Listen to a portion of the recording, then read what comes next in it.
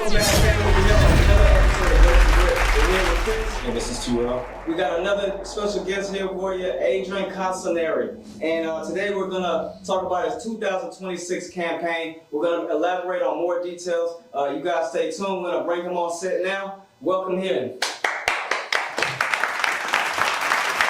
Thank y'all for having me. Yes, Absolutely. Sir.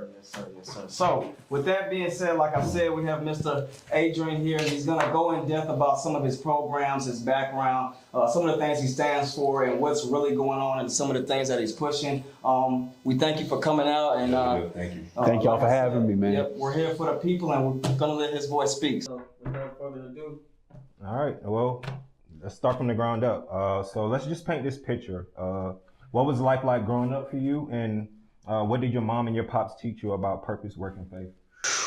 Well, that is a loaded question because life growing up was amazing. It was a lot of different things that actually fed into my upbringing.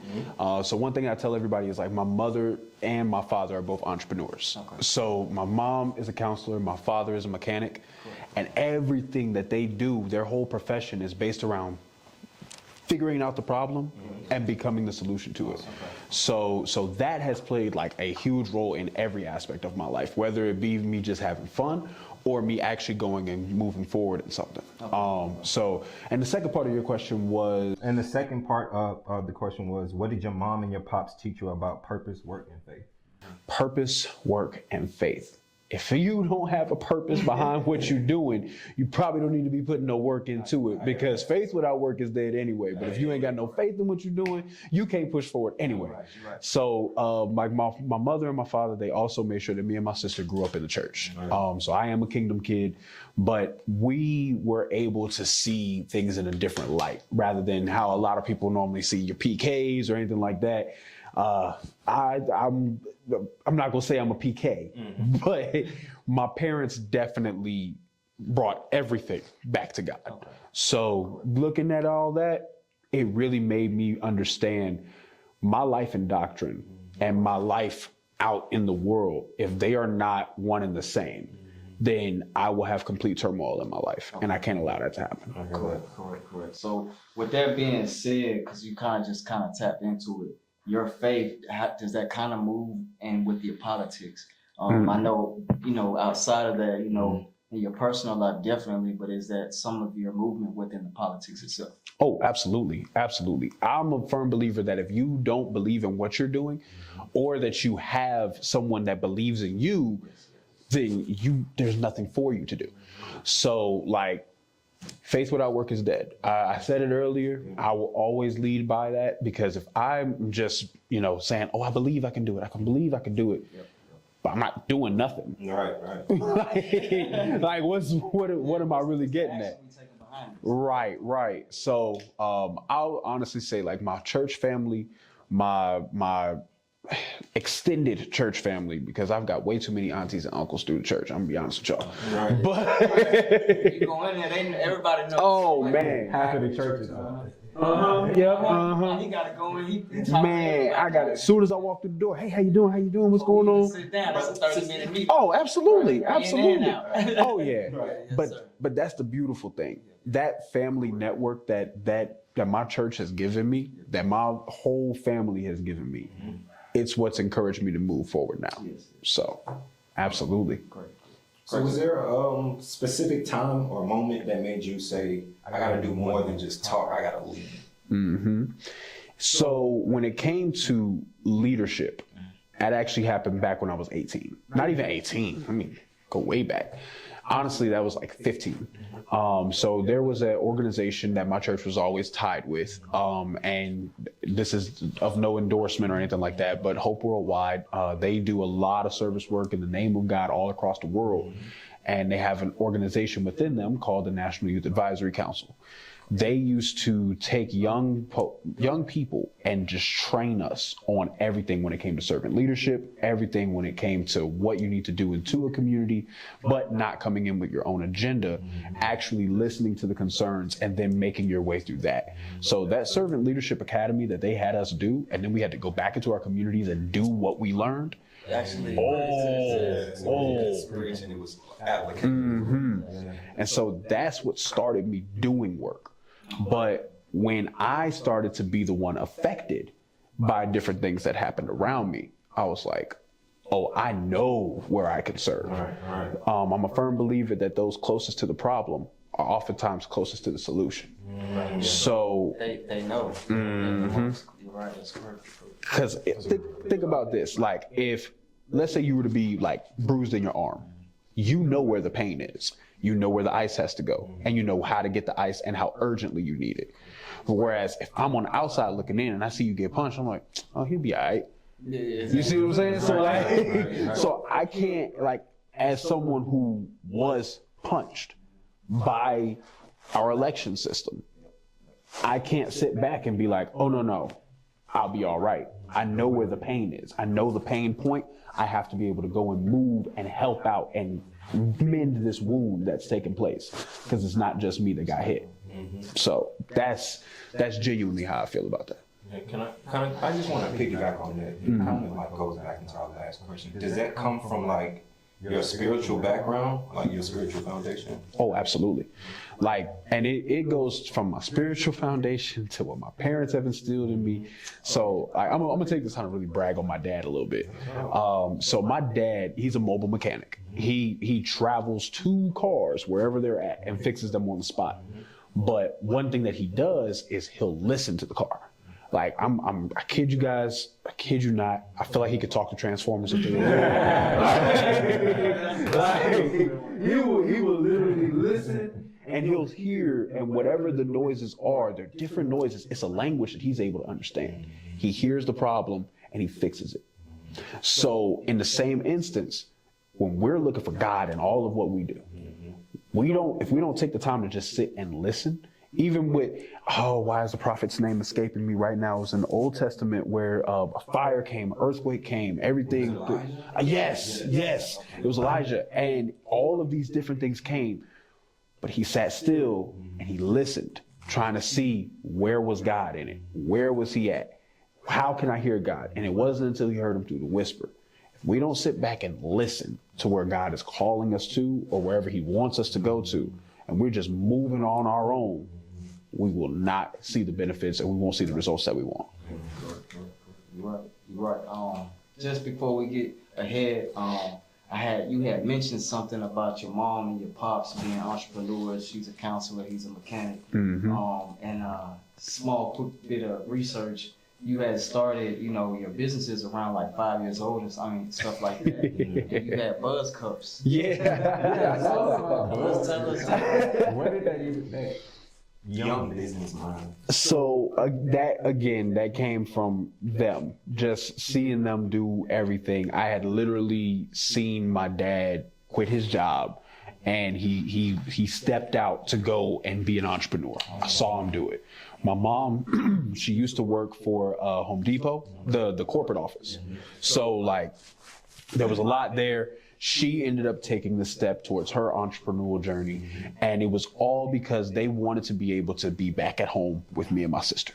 They wanted that. So seeing them in that respect of like, okay, we're moving with a purpose. We're moving with our faith. We know what we can do, and we know the work that has to be done. How can we make it happen? So seeing that, and then as a kid, go Yellow Jackets. I wanted to study robotics. I wanted to build robots and everything like that. So I knew that was my biggest thing. Like I was subscribed to Lego monthly. Like I was getting Lego magazines all the time. But I knew that in order for me to even get to this, I'm going to need money. I didn't know how to do scholarships. I didn't know how to do any of that. And then I'm a little kid thinking like this. So I'm like, how can I get money? Well, my mom and my dad started a business. Why don't I start a business? Well, what do I like doing? I like a good smoothie. Right.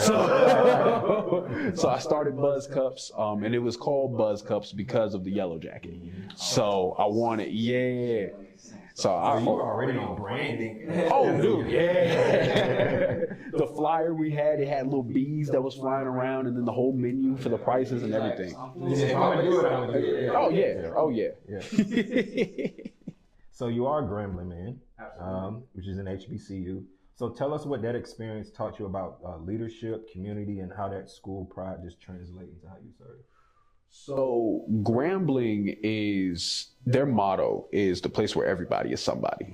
And I genuinely did not know what I was getting into with Grambling.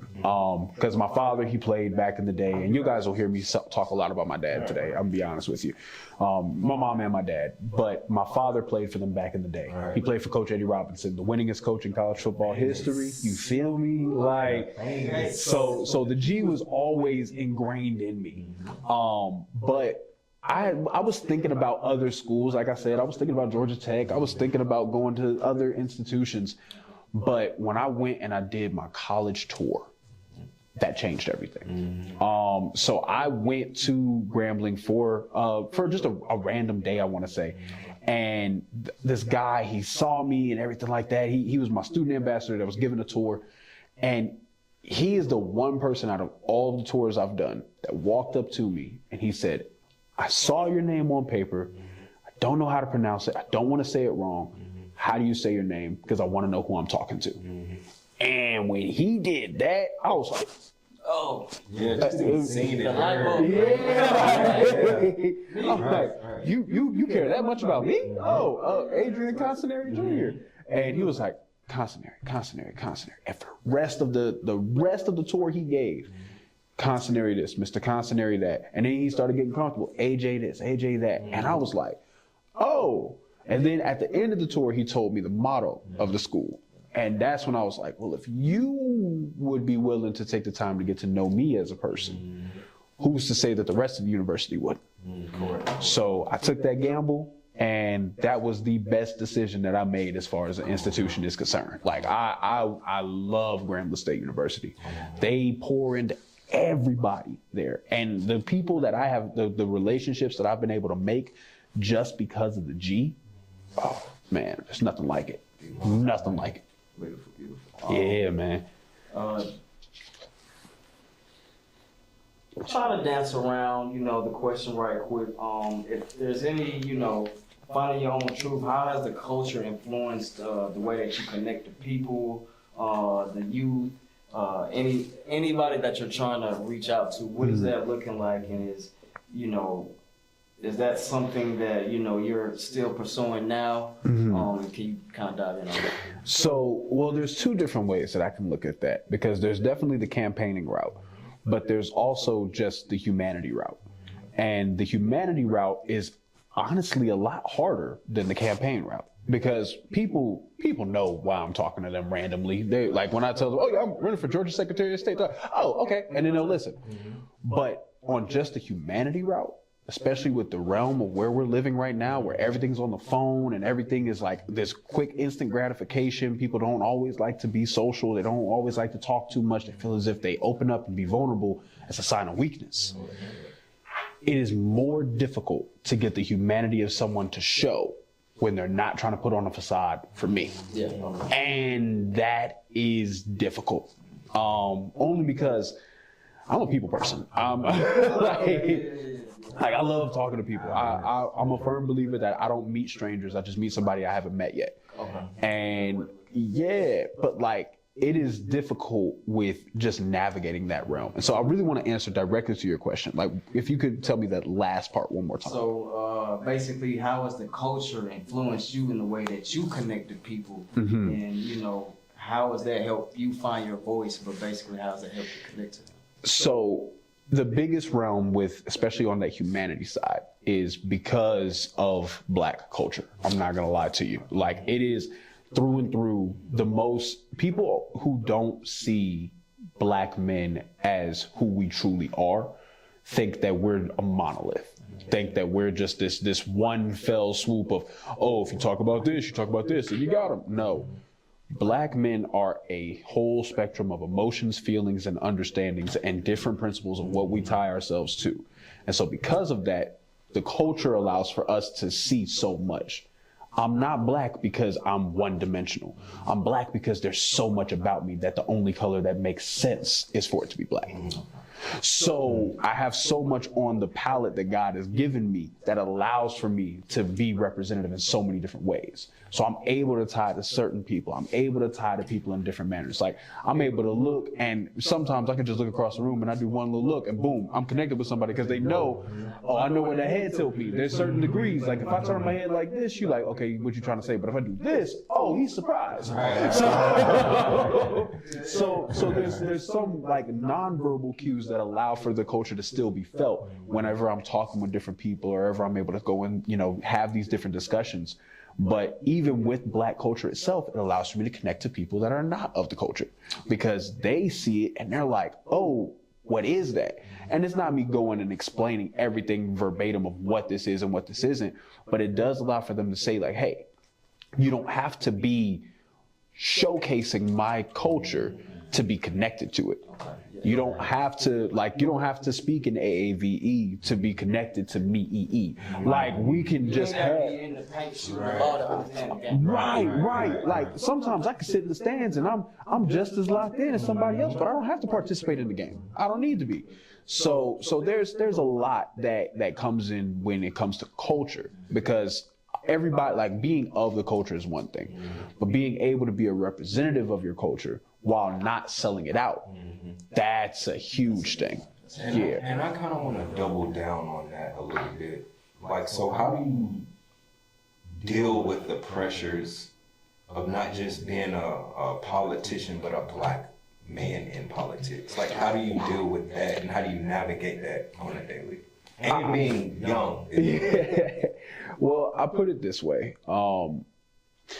First off, John Lewis, who is one of my role models, young Black man, saw a need, went through and did the need. Literally, like he was the embodiment of, I'm young, I see a problem, I'm gonna fix it. I'm not gonna wait around, I'm gonna do it now. And seeing how he was able to go through with that, because he was also a man of faith, but seeing how he was able to navigate that, I like to try and model myself a little bit after that. Because his approach to certain topics and his approach to certain things was very much, it's not that I'm not going to listen or I'm not going to care what you have to say, but I feel so strongly about this to where it's no longer a feeling, it's a principle, it's a conviction. So moving on that conviction, whenever you have these different things, it gets rid of all the different stipulations people try to put on you. Because whenever somebody might see me for face value, that's a young Black man, or for some people, that's a young Black boy trying to run for something. But then when they have a conversation with me, they're like, oh, he's a public servant. Yeah, exactly. Oh, he is like, they no longer see the medium of what I'm talking through. They just see the purpose that I'm running with. And so there's a candidate, shout out to Brigadier General Sean Harris. He always tells me, he's a really good friend, he always tells me, leadership matters. It's not about us, it's about the work that we do. If we can go through and get the work done, awesome. If we go through and we get as far as we can with the work that we do, somebody's been impacted. So we can't worry about ourselves when it comes to this. Some people are going to look at me and they're going to view me in so many different ways. Somebody's going to watch this. They're going to pick apart every single thing about me. They're going to look at every single detail, but they're not going to hear the message. And the only thing I can do, keep pushing the message. So whenever people talk about my age, my skin tone, or maybe the fact that they not my age. With that being said, that you're a young Black male in this position, and what in layman's terms is Secretary of State? Can you explain what that position is? Absolutely. So in layman's terms, the Secretary of State position is like, matter of fact, I'm gonna also put this, because we talked a little bit about like geek and nerd earlier. So I am an anime fan. I am a Naruto fan. For everybody out there that is a Naruto fan, the Secretary of State is the shadow Hokage of the state. Everything behind the scenes is the Secretary of State position. Got it. Yes. Whatever problem is persisting, whatever's going on, they handle all, especially when it comes to our commerce and our voting. So when it comes to casting your ballot, whether it be for a local or a state or a federal election, that is through the Secretary of State's office. They are overseers of that.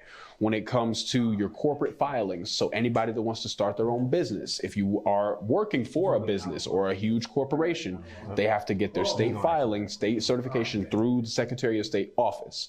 They probably have a document that will have my signature on it in 2027. So you have that. You also have your state certifications. So there are a couple different professions that need to have a state certification. So if there's ever a point where, like nurses, for example, nurses have to have a state certification in order for them to practice. So that means your healthcare providers. You also have therapists who need to get their state certification. You have some agents for entertainers or athletes. They have to have a state certification. There's a couple of different things. We all agree with this. Barbers. Barbers get a state certification. That comes through the Secretary of State office. So all of that is included in there. And then the icing on the cake is the Georgia securities market. Georgia securities market is where every publicly traded organization within the state of Georgia, they all go into the state securities. It's our own stock market. So that is monitored by the Secretary of State. So there's a plethora of other things and responsibilities that are within the Secretary of State's position, but those four are the biggest ones. And especially in our current present day and time of what is going on in our political climate, those are the four that need to be watched closely. So if anybody has any question about what else the Secretary of State does, I highly recommend going to the website sos.ga.gov. So you go there and just play around on the website. I promise you, you'll see everything. And you'll be like, oh, that connects to me here. That connects to me there. Even, to put it this way, even cemeteries, funeral homes go through the Secretary of State office. So it is everything. When it comes to commerce and voting, that is the Secretary of State. And it's all done from a background position. If you hear about the Secretary of State doing some things, 9 times out of 10, something wrong is happening. So my goal is to get this position and you don't hear me. You don't even see, because everything's running so smoothly, you don't even have to think about it. So, yes. And so we talked about the role of the Secretary of State, and thank you for breaking that down for us. So when you talk about your campaign, what are 3 things that you're fighting for? Like, what's your vision under your role in Georgia? So I will definitely say my biggest thing is innovation to our voting. Complete innovation to our voting, because right now, like, we have one of the most premier and top of the line voting processes that's happening within the state. However, due to outside sources coming from the federal government, they believe that there is voter fraud taking place. And the problem is, every time we ask about it, they don't give any receipts on something really happening. It's always a bunch of hysteria that is taking place, and people are trying to disvalue and discredit what our election process is. Now, what I won't do is be someone that just rules it out. I'm not going to rule out the likelihood of it. I'm not going to rule out margins of error, because that is definitely something that can happen. It is something that can take place. We live on Earth where problems happen every day. Stuff happens. Life be life, and it can happen. So I'm not going to sit here and say, oh, they're lying. But what I will say is, if it is happening, bring it forward. Let's talk about it. And how can we make it to where you feel secure in it while not regressing when it comes to our election process? Some people want to go back to paper ballots. Things that you're fighting for, like Where you finna all day, and it's most people that Basically living it. Literally, there was a whole situation back in 2002 with this thing called hanging chads. Hanging chads was because we had punch ballots where they would go and they would punch their vote in. Problem with that is it wasn't punching all the way through, and so it wasn't counting the vote. It would still have a little bit of that little punch that would hang on the paper. So because of that, a lot of people's votes did not count. A lot of people, and it's very difficult for us to go through and see what the whole turnout would have been, because it just looks like someone didn't vote for that type of election. So to have that be the reality of what somebody wants to do, it's very difficult. The only type of paper ballot that we really need to be concerned about is an absentee ballot. A mail-in absentee ballot. That's the closest thing we need to get back to paper ballots as possible, because anything besides that may result in more human error, and it may, especially with the way that we're so polarized in our political climate now, we may not have control over that the way that we would want. I do not believe that an honesty code would work to the best of our ability if we were to regress back to paper ballots. We can't risk that. So, but I do believe that we can work on transparency when it comes to the election process. I believe that we can have these educational systems go into play and let people know, hey, this is what this is. This is how we roll. This is how we function. I fully believe that we can let people truly know what our election process is, how great it is. And we can even give a little bit more of an emphasis on, hey, you want to know what you did, you want to know that it was casted correctly, let's make sure that you know. Let's make sure you have somewhat of a receipt that lets you see that. Right. But that's going to take even more innovation to make us even more state of the art. So, because a lot of times people are trying to, and I'll be honest, like, this is a hot topic, man, because people try to say that, oh, foreign entities hack into the Wi-Fi systems of the voting ballots, voting machines and everything. These machines do not connect to Wi-Fi. They don't.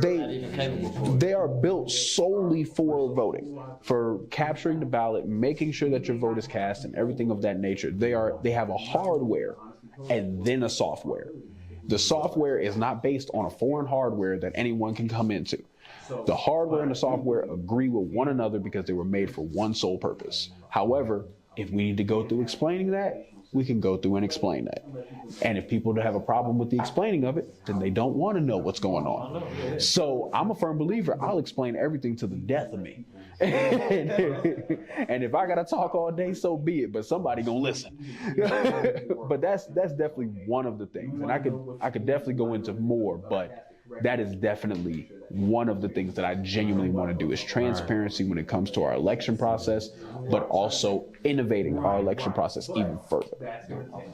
So basically fine tuning it as we go along.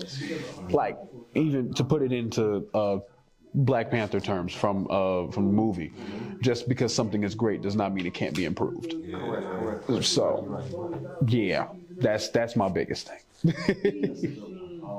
Speaking, kind of want to touch back to the youth a little bit. You know, they kind of, sometimes they're in the wilderness.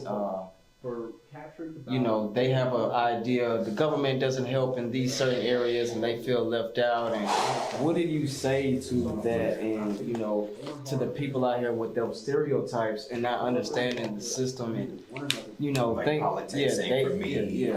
certain stuff is happening and they haven't even looked at this. You're looking at the building that's broken down. You're not looking at the bills and these other things that you guys are working on to get to those things. So you could elaborate. So I'll put it this way, and we actually talked about this earlier. Politics happens whether you're in a suit or not. Politics happens every single day. If there is ever a day where you go to a gas station, that's politics. If you go and you buy a bag of chips, that's politics. If you go and you pay your bill, that's politics. If you go and you stop at a traffic light, that's politics. If you go and you walking down the sidewalk, that's politics. Like, everything in our lives, especially within this country, is politics. The problem is, we have gotten to a point where we've been overwhelmed with seeing what different things are, because it's almost like being like, you hearing spoilers of a show that you never tuned into. The beautiful thing about this is you can tune in at any time. You can tune into politics at any given moment. I promise you, you won't be lost, you won't be far gone, because somebody like me will take the time to explain it to you, and will let you know from an unbiased opinion what's happening, and then also why we need to move forward. So there are a lot of people who would like to say, oh, well, politics is just not for me, or, oh, my voice doesn't matter. If your voice didn't matter, they wouldn't be trying to take your vote. If your voice, say that for the ones back there. If your voice did not matter, they would not be working, fighting, chomping at the bit to silence you. your voice, your vote has so much power to where they knew how much power it would have. And way before we even got the right to vote, come on now, they started this thing. I'm not sure if you guys know of a show or a movie called Birth of a Nation. Yes. Not the new one that came out talking about Nat Turner. Yeah, okay, so no. Yeah, Okay. so there was a movie, there was a movie years and years and years ago that actually gave birth to the Jim Crow era. And it was Birth of a Nation.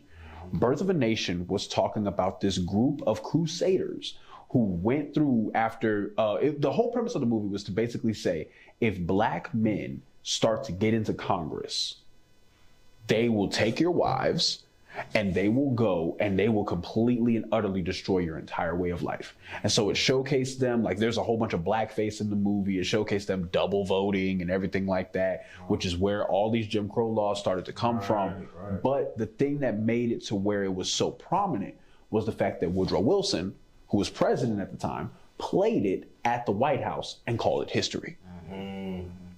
That movie, that hysteria, fed deeply into a whole bunch of different movements when it came to voter suppression and making sure that people did not have their knowledge basis on what their voice could do. And so after that, they started to push heavy on voting poll tax, everything like that, jelly bean tests, whatever it is that they could do to make it to where you could not vote. And that then led to the Voting Rights Act of 1965.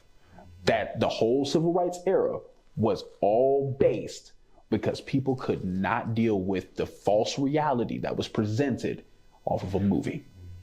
The fear, the McCarthyism, before McCarthy was even around. All of the Red Scare, but black. They did not want for that to happen. And I will tell people that are watching this. I am a huge stickler for black history because it is American history and it explains why so many things are the way that they are in this nation. Every single minority basis and every single class of lower class basis of the struggles that they face right now comes from the whole basis of what took place when they tried to silence the black vote. Every single thing is rooted from that. Now, that's not to say that black people are the only people affected, because now because of that, everyone is affected. And classism has grown to a higher basis. So because of classism, which is the root of racism, because of classism, we all struggle. So that's why it's very difficult for us and very important for us to push the narrative of us moving forward as a nation together, going towards everything. No matter your background, no matter your class status or anything of that, people need to look out for people. And we need to do that. We need to make sure our voices are heard. All right. So I say all that to say, go vote. Go vote. And I think that's just a great segue to kind of go into our next question. And this is a real one. You know, we've seen a lot of people chase power when it comes to politics. And we talked about this a little bit before we started today. And not purpose. And you stepping into public service, which you kind of touched on that. So how do you prove to the people that you're all about service and not status? Actually, it's funny you say that. So I have a really good friend of mine. She's like, she goes everywhere with me when we do our nonpartisan work. And she straight up asked me a question that a friend had asked her. She said, would you still do the work if your name couldn't be on it? And when she originally said it, I was like, But then I had to really think about it. I'm like, there's a lot of people who are nameless in history. There's a lot of, like, when we look at the Million Man March, what were those million names? Every single one of them has a story, has a journey that they did to get to DC that day. Right, yeah. Every single person, March on Washington, how many people? The women's suffrage movement, especially March 2nd, 1913. How many women marched in that parade? How many people did? What names are not listed? We only know a few names in history. It's a lot of untold. A lot of untold names. So then it becomes a point of, okay, so what is the motivation? Is the motivation to be known, or is the motivation to make a change? Is the motivation to make a difference? So to be a public servant out, and now that we've studied a little bit of the past, I'm gonna bring it to the present. I am now an uncle of a very beautiful baby girl who has all of us as a family wrapped around her finger. Kid you not, she does. But the thing is, when I first held her, I understood what protection was. She was innocent. There was nothing about her, no blameless, no flaw, no anything. There was so much that has happened in the world up to that moment. And then she was born the day before my birthday when like my frontal lobe started to kick in. So she got you. Dude. Yeah, she got you. The moment she say Uncle AJ, she can have whatever. Yeah. What's my baby's name? Like, what? That's our kid. Oh yeah. Oh, they know. They know. Yeah. But when I saw her, I realized that like there were some dark truths about this world that she's gonna have to unfortunately see. How can I prevent her fighting the same fights I'm doing? How can I prevent her having to go and do these marches that I'm doing? How can I prevent her doing the work that I've been doing years before we even thought about her coming into the picture? I don't even care if she's able to say my name, because she couldn't say my name then and I was ready to do the work then. How can I do it now? How can I make it happen now when she's still trying to figure out words to say? Because I do not want my niece to inherit this world the way that it is. I hear that. I do not want her to see that. And then I think about all of my friends when they start to go and get married and have their kids and everything like that. Like that's a side note, but I got 2 weddings next year that I got to go to with friends that I helped get in their relationships and everything. And I'm sitting there and I'm like, man, I ain't even got it. But anyway. It's like I understand the recipe. Yeah. Look, hey, coaches don't play. But no, like I get to see that and I see what's coming from them. The joy, the beauty that's coming from their relationships. I don't want for my future nieces and nephews to have to go through what I'm doing. I don't want that. I want for when they get to my age to be able to say, hey, man, I got this going on. Can you believe it? And I'm like, that's crazy. I'm glad you got that. Instead of me saying, well, back in my day, this is what we did, so that way you can do it too. No, I do not want for my niece to grow up and have to do this work. I don't. I pray she does not have to grow up and do this work. But we're both fathers too. oh, so y'all understand. We on the same because we're connecting. Yeah, Like when we're you talking, I'm like, yeah, man. you right. I'm trying to get them away from this ain't right, and I know better. So I'm glad that I know, so that I'm gonna make a change. You know? Right. So we've got a lot of examples that we can follow, but we can't just listen anymore. Now something has to be tugged. The heartstring has to be tugged. The movement has to happen. How can we make it the reality that we live in? That's deep. I mean, I just want to say that was good. Like, we got to take action. I mean, he's right, so that's beautiful. Just to kind of touch back on something else we had talked about, working for the, helping the election process and making sure that people feel good about that and that it's thorough and it's clean, it's fair, it's not no stuff like nothing going on. How do you plan, or do you have any thoughts on how we could, moving forward, that you're going to implement a system to clean that up or to keep that? So honestly, my biggest thing, like I said, is transparency. And I want to do real engaged voter education. I feel like our biggest problem right now is education across the state. Like, because people just either they hear a term and they completely shut it out. They don't know what it does. They don't know how it works. And they're just like, it doesn't really bother me. It bothers you a lot. The more that you cannot readily identify a name, 9 times out of 10, it has the most effect on what you do. So like, for instance, right now, we have the Public Service Commission race going on. I got a question for both of y'all. How has y'all power bill been looking? It's been fluctuating. Yeah. And I don't know if it's because they try to play around. When the season change, they spike up right quick. Please speak on this, please. The power bill rising, especially if you have Georgia Power, is state regulated. There are some incumbents who have already spiked your bill 5 times. 5 times. Now, the seasons do play a role, and sometimes the AC has to be used a little bit more without us really realizing it. There are some times where the lights might be on a little bit. Hey, turn that light off. You don't need to have that on like that. That does play a role, and it should be manageable. There are some things that are taking place in the background that is taking place that is making it to where your bill is getting higher against your will. And it is not anything you can do at your house that will change that bill. Regardless, because there's something. The system is starting to work for someone else to protect someone else's pocket. If there is ever a movement in money, that is politics. And people don't realize that. Any movement of any dollar, any tax dollar, any scheme is politics. And people need to understand that. But the best way to make that happen is voter education. And the problem with that is that it's going to expose a lot of people. So there's going to be a lot of people that don't want me to have this position. And there's going to be a lot of people that when I do get this position, they're going to be very angry. But I don't care. So we're doing this because the amount of negligence that's given by everyone when it comes to elections, because they feel as if, oh, well, it's not going to change nothing. It's not going to change nothing. No, it's not going to change anything immediately. You're going to vote for some people on Tuesday, and they're not going to get sworn in until January of next year. And then even still, they have a whole other Public Service Commission race that's going to be taking place, because right now we're trying to get 2 people onto the Public Service Commission. And now I'm going to speak from a partisan perspective. This whole other time I've been talking from a nonpartisan perspective. This entire time, and y'all been fired up. Now I'm about to talk Democrat.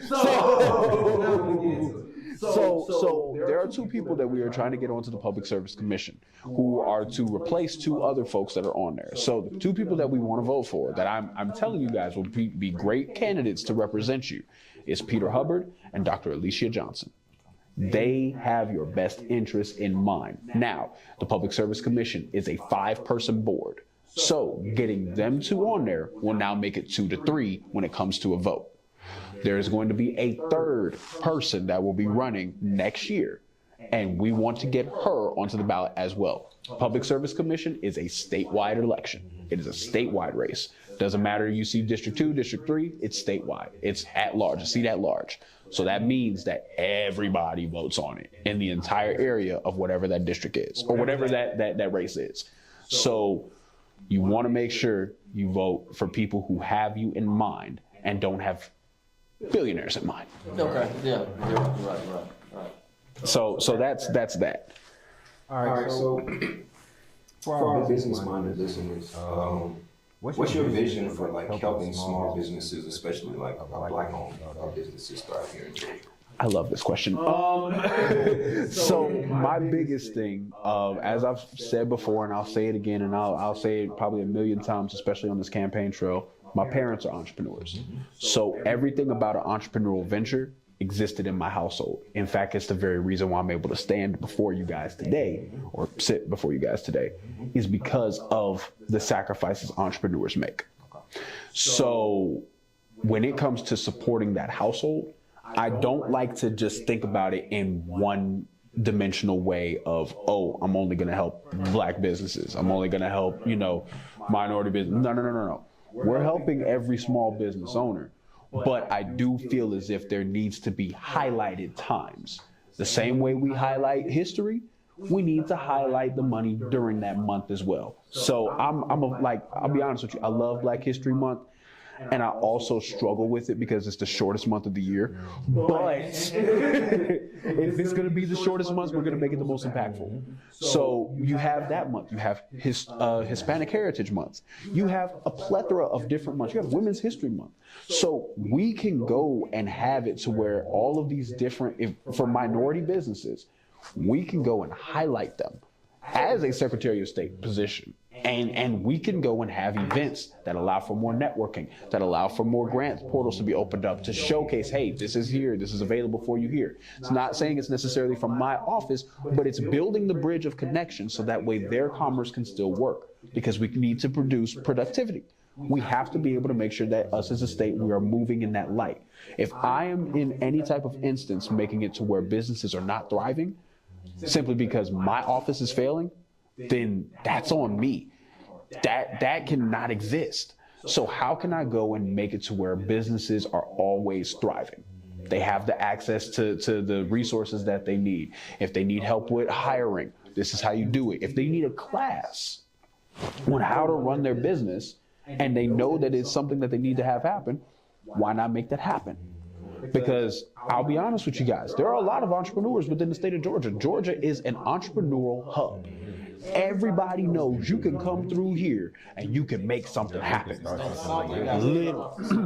Man, like I was even talking to a future constituent the other day, and they were talking with me about like, oh, well, Marvel is leaving Georgia. Marvel's leaving the country. They're going overseas. What are we going to do as the film industry? And the only thing I could think of is, well, remember, Marvel came to Georgia because of the entrepreneurial ventures that were here. So the only thing that's changing is their zip code and their location. We aren't. So now that is leaving not a void, but it's leaving a vacancy and a platform for somebody else to start doing their own thing. And if it needs to be a small business film production team, you got it. There you go. It's right there. Tyler Perry started here. Tyler Perry got everything. Like there's so much that people can have at their benefit if they realize the roots of this state. Entrepreneurs, when it came to, and I'm gonna go back to a history point, I'm sorry. But during the Civil War, when Sherman did his March to the Sea, and he scarred Georgia. Like he scarred the South completely. The reason why he did that was because even back then, he knew Atlanta was a hub of business and commerce. And he knew that if I wanted to stop the South from moving forward, we have to go for Atlanta. We have to go for Georgia. Because Georgia, right during that time, they had the railways going and everything. They were able to ship out everything to the entire South to make sure resources got to where they needed to go. So he knew that if I want to strategically cut them off, I need to hit them where their pockets are. Boom, hit right there. Completely destroyed the economy of the South. They couldn't survive off of that. And then they choked them out when it came to getting resources to their troops, because they had completely cut off things there, and they cut off things from the portways in Brunswick and Savannah. So now they didn't have anything. Well, luckily, we're no longer in a civil war, thank God. And Georgia is still the business hub that it has always been. It's almost as if it's in the soil.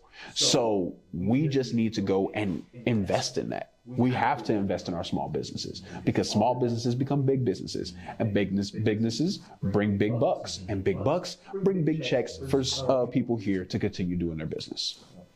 Can I kind of like just to piggyback on that too as well? Do you think that's part of like the issue of why the black dollar is devalued? And if so, or if not, how do we raise that value? So I will say this: the black dollar isn't devalued. The black dollar is highly valued. That's why they want it so much. So that's more programming than it is. Mm-hmm. And I'll put it this way, because Kevin Hart actually did an interview where he talked about this, and I genuinely loved his outlook on it. When you go into a lower income area, a predominantly black area, and they have a check cashing spot right next to a liquor store, that's by design. Yes, sir. That's completely by design. And you can't find a bank for miles. That's by design. They don't want you saving the money that you're making. They don't want you putting that away. They want you to see it in hand so that way you can go and spend it. What are the businesses that are there? Commercial chains. I'm not even going to talk about other minorities coming in, because I'm going to be honest, if they can come in and do the business that the community needs, do it. It's like mechanic shop or dealerships on purpose. Literally. Oh my gosh, yes. What? You don't like the price that the dealership gave you? Come to this mechanic shop. We got you. Like that's a huge thing. I've worked in jewelry for over 5 years. I sold at Jared and Kay. I loved working there. And one thing that we learned, especially when it came to finer watches, like your luxury watches and stuff, you won't see a top of the line luxury watch by itself. wants to be around other luxury watches. Same way that you're not going to see one car dealership on its lonesome. You drive down any pathway or any road, I'm pretty sure you go down Fulton Industrial, you're going to see about 4, 5, 7 different car dealerships. Right. They're all going to be in the same area, same neighborhood, because that helps with the competition. Well, if I don't want you competing with me, I'm not going to put anything there for you to even think about it. I'm not going to give the resources for you to compete with me. So that's why in those areas where it's the lower income area, it's designed to stay lower income. So, and that's an infrastructural issue, unfortunately, that my department does not look over. However, the cycle of the black dollar and the cycle of any dollar is what I have to watch. I have to watch it closely, because if there's a way that an area can have better economic development, it may not be my department, but I can definitely help.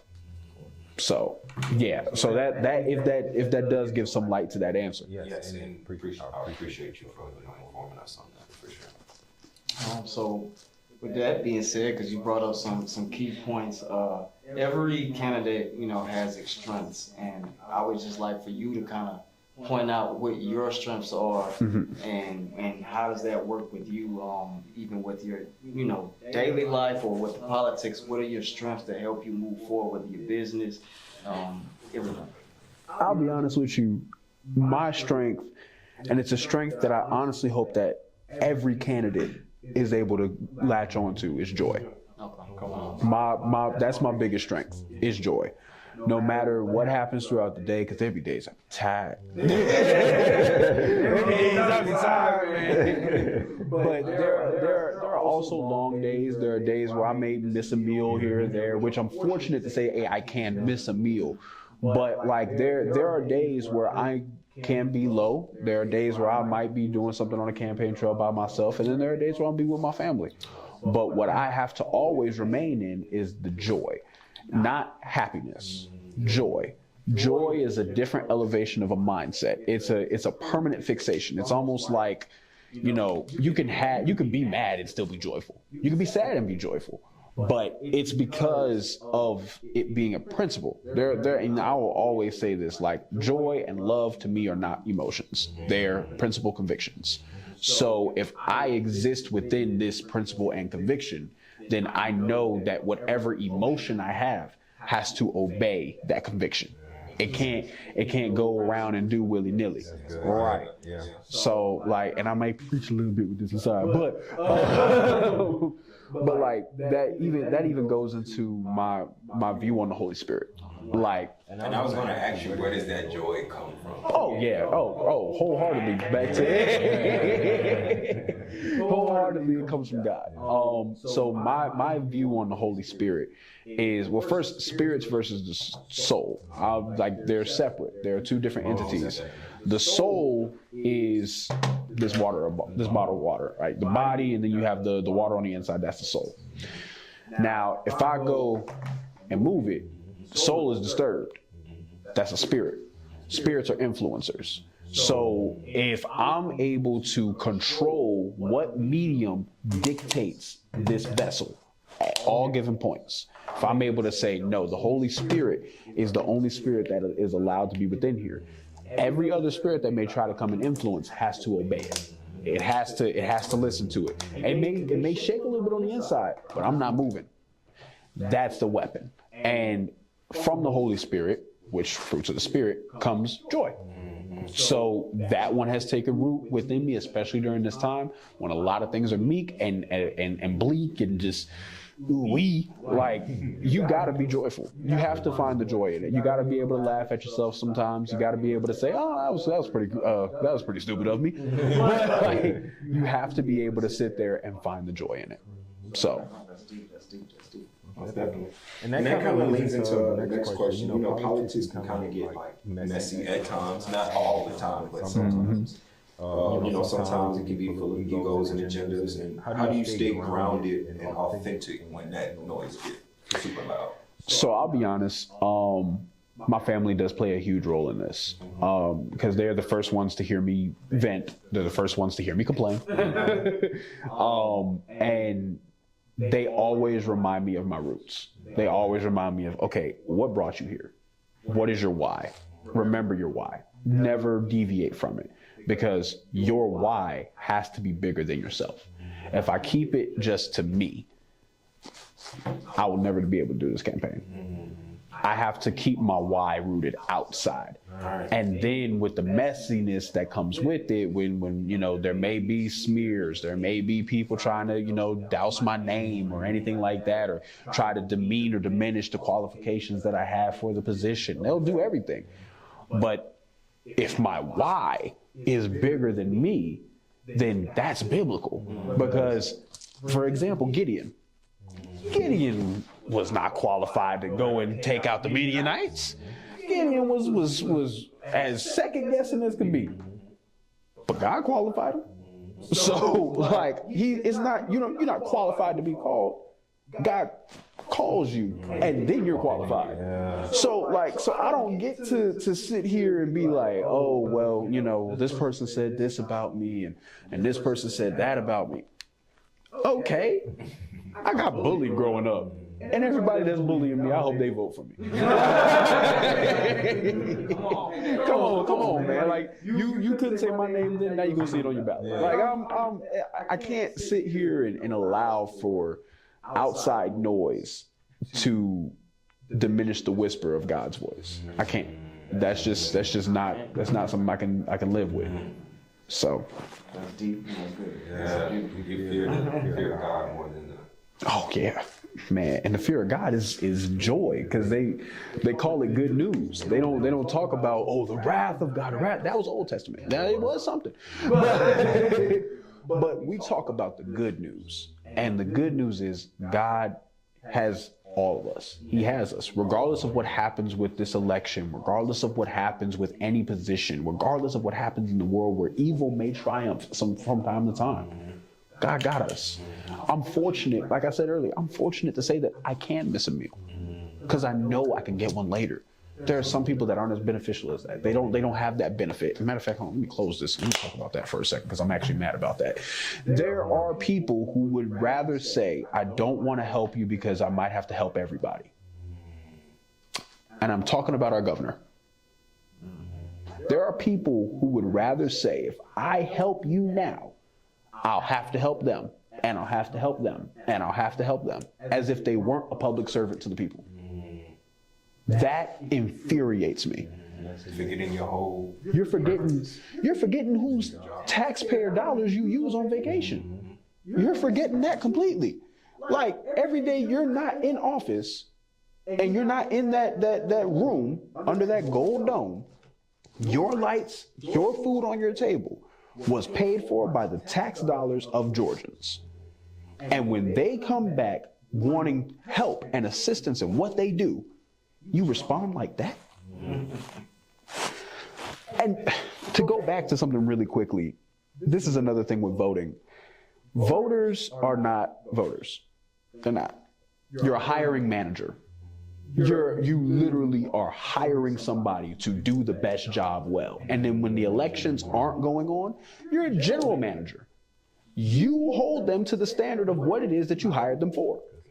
You hold them accountable, hold them to the standard, hold them to the responsibilities of the office. And if you need to brush up on your knowledge of what the office is, that's perfectly fine. But go and hold your employee accountable, because you pay them. And I'm going to tell everybody this now. Hold me accountable. Hold me to the standard of the office, because I want you to hold whoever has it to that standard too. So, now I'm drinking my water. You heard the man. If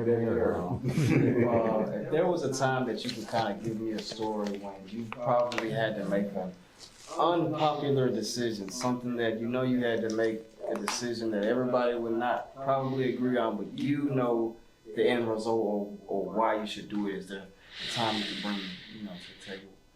To make it lighthearted, because I've had a lot of those serious moments. Like I've served in a lot of leadership capacities, but I'm going to make this one lighthearted. Choosing not to go to homecoming this year was really sad. And also not going to Bayou Classic in a few weeks is very sad. I've got man, Bayou Classic is a beautiful thing with Grambling. And I'm making the decision to miss both homecoming and Bayou Classic. And there are some people who, like, I've got a great group of friends, like I talked about earlier from Grambling, who I'm filled with joy naturally when I see them. I don't have to hold myself to it. Like, I just see them and it's, like, I can't lie. But making that decision, it's a very unpopular decision because, like I said, you know, well, Bayou Classic, to give you guys a little bit of an insight, Bayou Classic happens the same week of Thanksgiving. You only see your family at that time. And I truly am sad that I will not be seeing my family because I know I have this to do. And I'm prepared to make the sacrifice now so I don't have to sacrifice it later. When I was in high school, my government economics teacher told me and told the entire class, live like no one else now so you can live like no one else later. And that stuck with me. Of everything in high school, that stuck with me. Like, bar. It's a caption. Man, she said that, and I was like, oh, gosh, I have to. So I may have to live a little differently. I may have to make some sacrifices here. I may have to go and try to move in a different light that some people may not want to. Because right now, like, in order to be number one, you got to be odd. So I can't move like everybody, but I have to move in a way that helps out with what I know to be true. And if I can move and the sacrifices that I'm doing is really just me reaping what I sow, by all means. So I am sad I'm not going to Bayou Classic. I see the look on your face. I mentioned it. I gotta elaborate. So let's go into this, man. So if you win, how will you make the Secretary of State office feel like something for the people, not just, you know, another door that closed to it? I'm glad you asked that one. That's actually a very good question. So the last time we had a Democratic Secretary of State was 2007.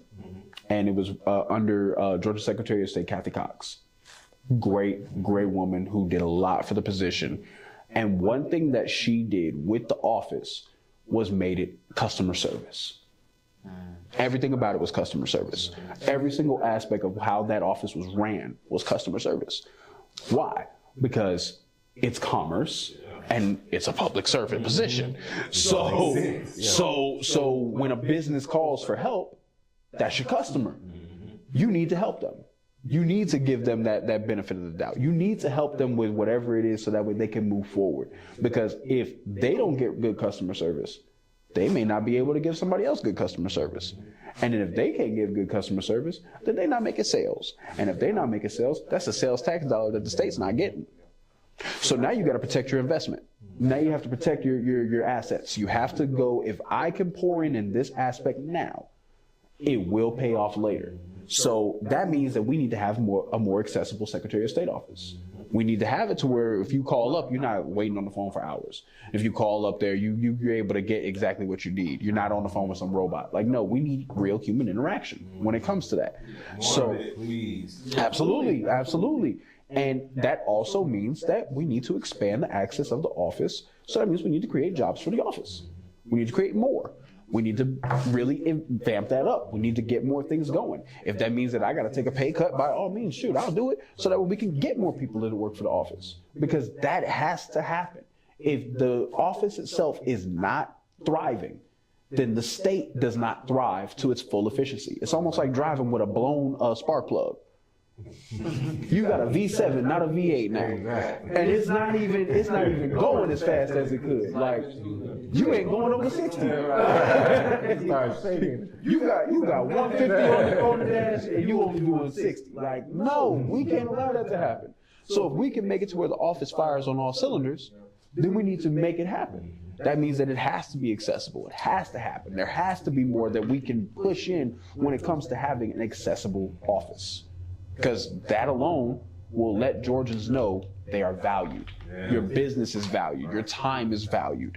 And if I can bring the value back to the position, back to the office in that respect, people will start to trust it more. And if they trust it more, they'll do more with it. And then we'll see a growth from there. So I'll be honest with you guys. One term of Secretary of State probably won't fix everything, but I'm gonna make sure it does enough. And if I gotta serve again, I'll do it. And we want you there. You had spoke on value, and I just want to know, do you have plans to bring some of that value to the table and connect with some of the young voters and let them know and let them be aware that that they that there's some connection and that you hear them, but moving forward, how we is there a way that we're grabbing their attention? So one thing that I really want, especially because I feel awkward saying young voters, like I'm not a young voter. So what I'll say is, like, for my generation, for our generation, like what I want for people to see is that we are now, it's no longer we're next up. That we can no longer say that. Our time is now. The change needs to happen now. And we have to be engaged in this, because whether we like it or not, we are inheriting this. And if we don't act quickly, we will inherit a mess. And I don't like inheriting messes. I don't like it. It's like you see the play. Even not from a political perspective, I see a mess. Organized mess. It was organized. It's like organized chaos. And everybody's like trying to clean stuff up, but it's like eventually that mess is gonna show up. You can only clean but so much. Oh yeah, man, you can sweep something up under the rug so much until you trip on it. What's this? Oh! Is that a dog? Like, man, we can't have that. So what I want to do is not only say, hey, look at me, I'm one of you. Like, no, that to me, that screams pick me. Although every campaign is really pick me. But what I want for them to see is, hey, I'm doing this and you can too. So if I'm running for this position and you want to be involved in what you can do, run. Get in office. Get everybody out. Not saying everybody is doing bad, but there's a lot of y'all doing bad. We need to get fresh ideas in here. And I'm not saying that we have all the answers. I will never say that we have all the answers, because Lord knows I don't have all the answers. But what I do know is that I have the hands and feet that can move forward to do it. And I have the ears that can listen to the advice from those who have done the work. How can we make this happen? How can we move forward? And keeping them in mind too. I don't want to make this just like a youth fire movement. Like it's us, we got it. Because we're not going to get everybody. We're not. I want to make this a Georgia movement. We need everybody on board. If we're going to make the changes happen necessary in order for us to live in a proper society later on, we need to move together as a unit. We can't move where we can't move with segregation. Whether it be with ageism, classism, or racism, we cannot move in that respect. All them isms can ease their way out the door. We need unison. We need unity in the community. We need to promote a political, historical, and economic awareness as it affects all of our communities. We need people to see this, and we cannot falter when it comes to that. So how can we make that happen? Well, people do love seeing a youthful smile. And they love seeing the youthful engagement activation. So let them know that this is what you want to do. And if you want to join me on this road, join me. Let's do it. Let's rock. Let's make it happen. I got 159 counties to hit, and I can't do it alone. I heard that. Shoot, since you were tapping in on the 159 counties, can you give us some insight on the 26 for 26? Oh, yes, absolutely. You read my stuff. So, yes, I am doing a fundraiser, a ongoing fundraiser of $26 for the 2026 midterm election. And I will also be 26 when the actual race starts. So you can definitely donate. You can go to my Act Blue. I'll make sure to give you guys the link as well. Or we can put the QR code up, or I don't know how you guys will do, but yeah. But definitely click that link that he just, referenced to, and you'll be able to donate to the campaign. I'm asking for $26 on a recurring basis for the duration of this campaign. So that way we can have the gas money, we can have the literature, and we might even need the security in order to make sure that the message that I am pushing is heard by all Georgians in all 159 counties. I have already proven time and time again, I will not hesitate to go and travel somewhere because I want to meet everyone. I want to hear everyone's story. I want to hear your story and how we, as the Secretary of State office, can better serve you. How we can value your voice and amplify your voice, especially when it comes to our elections, but in all the problems that persist. So 26 for 26, I truly hope that you guys will be able to donate today. And if you're feeling a little bit more than $26, I'm not gonna stop you. Just keep it going. Just pull it out and just keep it going. You know? Everything else. Yes, yeah. $5 help too. $1 help too. I'm sorry, but. So we're gonna do a little fire, just a little vibe check, just some little fun, just some fire questions. So I'm gonna just throw a few at you and you just answer how you wish. So if your campaign had an anthem, like one hip hop track that captures your energy, what song would that be and why? It has to be hip hop. Well, it could be gospel, it could be country, it could be, please don't be country. It could be We Are One I hear that. by Frankie Beverly Mays. We Are One. That's actually the song I did my announcement video to. Nice. We Are One. But I'll also be on the grill whenever I can, and that's gonna be the first song to play. And speaking of girl, you talked about being a man who liked to cook. Oh, absolutely. What's your favorite dish to cook? Favorite? I'll be honest with you. I love how can I say this? Putting a lot of artistic vibe and essence to salmon. Oh, okay. So to give a short story, my parents, when they had their 27th anniversary, they were actually in Grambling, and I turned my entire apartment into a restaurant for them. Dope. And I made, right, it was so fun. It was so much fun. But I made a braided salmon for them. And their entire meal, it was like 27 different flavors that they could go, and each one for a different year of spice and flavor of what they had. We messed up, man. You didn't bring us an invite or anything. My fault. I'm sorry. But yeah, I love doing salmon. But I told my mother this, I will only make this dish when I have a wife, when I have found my wife. I'll only make this dish when I have found her, and it's crawfish bisque. Oh, wow. Not etouffee, crawfish bisque. There's a difference. Oh, Now, so this means you found it, but you ain't did it yet. You just, if she see that disc, everybody Oh, yeah. No. There's the dish. Like there are two dishes that I have really strict stipulations on, and it's crawfish bisque and gumbo. I'm not making gumbo till I got a mortgage, and I'm not making crawfish bisque till I got a wife. And she won't know that. That's gonna be her only sign that the ring is on the way. That's her only sign. So yeah. She gonna mention to your mom or somebody, I had the crawfish bisque. Adrian? It's hard. Wait a minute. It's a ghost. Oh, we got serious. Come here, We need to go dress shopping now. So basically, when your campaign, is going on, what does the first 100 days look like? And is there any, accolades or goals you have set for yourself, or that the people might even see in those first 100 days? First 100 days in office, or first 100 days with the campaign when it officially starts? Office. First 100 days is ending the voter registration purchase. Okay. Straight up. I am a firm believer that is systemically done in order to devalue the voice of the people.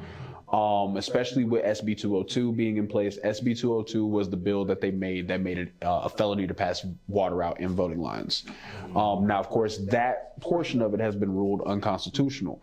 However, there's another subcategory to it that talks about mail-in ballots, and basically saying that if you can only have a drop box for mail-in ballots in an area of 100,000 voters. But systemically, every odd year, they are removing hundreds of thousands of registered voters from the voter registration roll. And now they're starting to move a lot of these boxes into buildings that close after 5. So then when you get off, you can't even get in. You can't even get It's in. a whole play. It takes the rural community out of the process. Excuse me. That's crazy. Oh, yeah. Oh yeah.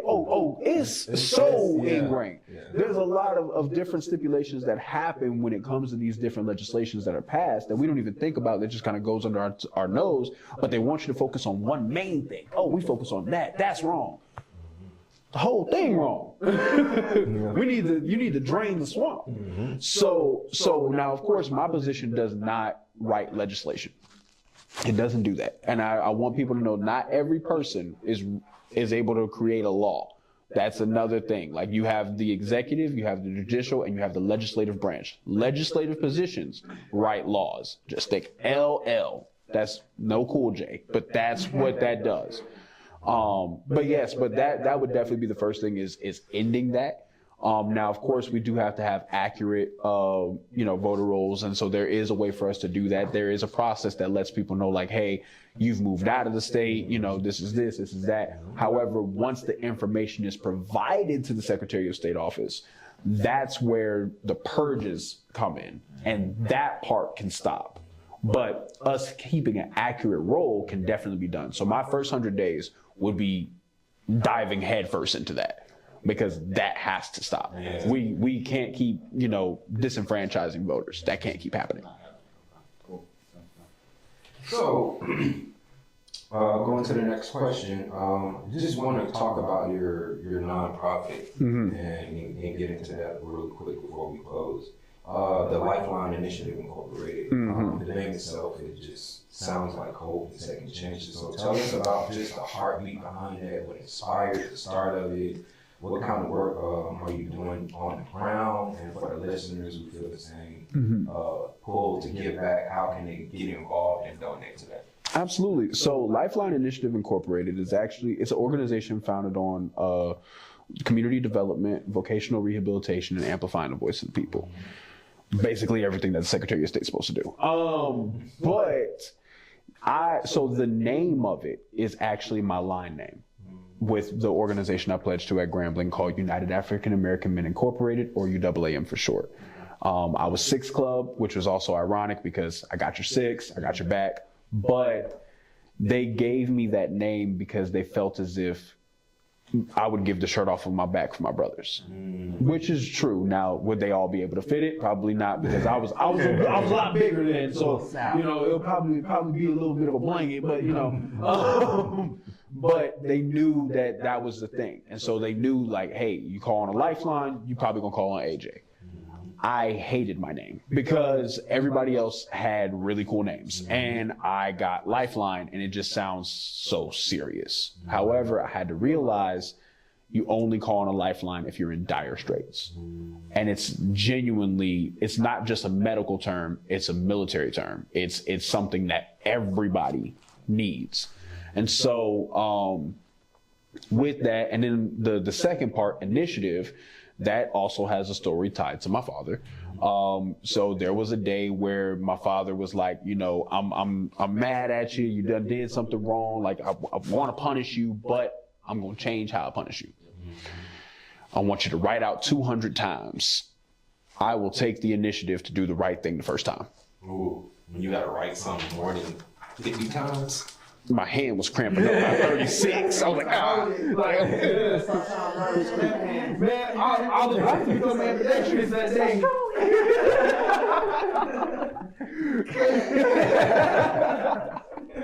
But yeah, so that came from there. So that honestly got ingrained into my head, taking the initiative to do the right thing the first time. And when I wanted to create this, I made it back in 2020 when we were all inside and everything was going on. But I saw the protests happening. I saw, there were a lot of different things taking place where people weren't able to really have their voices heard in the way they wanted to. But there was also a lot of struggle with businesses. There was a lot of struggle with people not being able to have their doors open and everything like that. So, like, everybody is struggling in this time. They need a lifeline. Oh, they named me that. Okay, well, I can probably do something with this. So I took my name and I took the initiative and I wrote out a whole plan on how to really go and enrich a community. With the training that I got from Hope Worldwide, when it came to, avoiding toxic charity, like, hey, don't go in with your own plan. Because if you go in with your own plan into a community, you may destroy their economy. If I bring foreign objects into it where they don't have the capital to really deal with it, but there's local businesses that are there, why not go and help those local businesses, give them the resources that they need, so that way that dollar stays within what they do, rather than taking the dollar out of the community. So there was that. And then, so that's the community development. The vocational rehabilitation aspect. I hate seeing homelessness in our country. Same. I genuinely hate seeing that. And it's not because I don't want to call somebody homeless. That's not who you are. You're a person. You're experiencing homelessness. Everybody is 1 to 2 checks removed from experiencing homelessness, especially in this volatile economy that we have.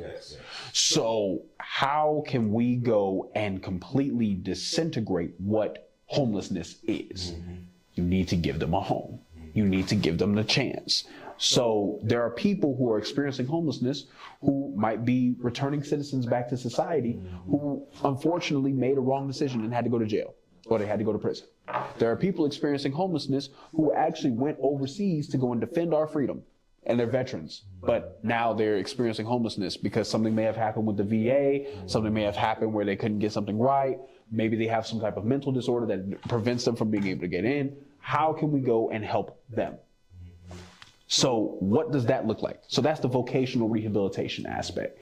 Taking people who are experiencing homelessness and turn them into homeowners. Now, that part has not been able to take place. I just want that to be known. That is a theory. That is a research theory. I have a whole plan in place of what that would look like, bringing people back to that.